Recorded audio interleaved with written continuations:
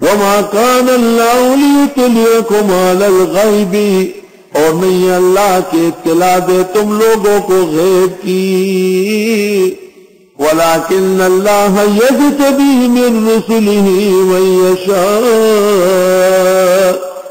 لیکن اللہ چنتا ہے پیغمبروں میں سے جس کو چاہے۔ ایک ہے اطلاع علی الغیب برحق، دوسری ہے اظہار بالغیب برحق، تیسری ہے انباء بالغیب برحق۔ یہ سب کے سب اقسام ہیں وحی بالغیب۔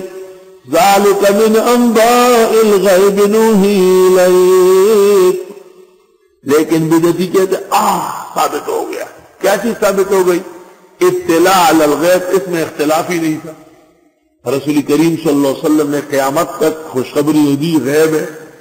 رسول کریم صلی اللہ علیہ وسلم نے آخرت، جہنم، دوزخ، تفصیلات، حشر نشر سب مغیبات ہے، لیکن نوحیہ الیکا، نوحیہ الیکا، ہم وحی کر رہے ہیں آپ کو۔ اب تم کہو کہ وحی نہیں ہے تو ہو جائے گا کافر، کیونکہ منکر وحی بالاتفاق کافر۔ یہ علم غیب ثابت کر رہے تھے، خود ہی گئے۔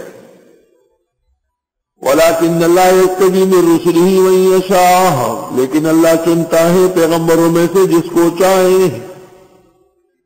محقق الاثر امام اہل سنت حضرت مولانا سرفراز خان صاحب نے اس موضوع پر کتاب لکھی ہے، ازالۃ الریب عن مسئلہ علم الغیب، جو انسائکلوپیڈیا ہے وہ لے لو، میں انشاءاللہ عرض کروں گا اپنے مقام میں۔ فآمنوا باللہ ورسولہ، پس ایمان لے اللہ پر، ان کے پیغمبروں پر۔